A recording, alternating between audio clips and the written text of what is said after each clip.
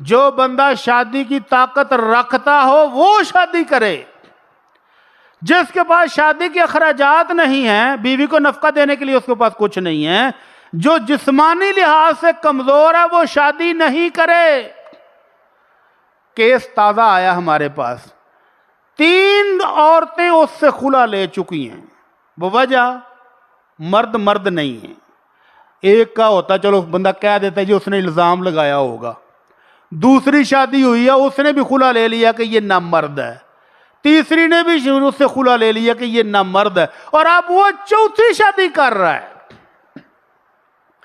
3 بچیوں کی زندگیاں برباد کرنے کے بعد اس کے والدین کو بھی شرم نہیں آ رہی اور اس کو بھی شرم نہیں آ رہی کہ کم از کم پہلے اپنا علاج ہی کروا لے، شادی کے قابل تو ہو جائے. خالی ایک نوکرانی لے کر آئے ہو دوسروں کی بچیوں کو. خدا را جو اپنی بچیوں کے لیے پسند کرتے ہو وہی دوسروں کی بچیوں کے لیے بھی پسند کرو.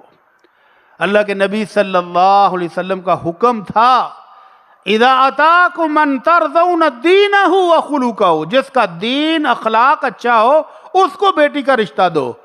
اور اگر ایسے لچے لفنگے کو دے دو جو نشئی بھی ہو اور شادی کے دوسرے ہفتے ہی بیٹی آ کر کہے ابو وہ تو نشہ کرتا ہے، ابو وہ تو شراب پیتا ہے، ابو وہ تو جوا کھیلتا ہے، ابو اس کی تو دوستوں کی محفل بڑی گندی ہے، ابو اس کے تو فلاں سے تعلقات ہیں، تو وہ بیٹی کیا جیے گی؟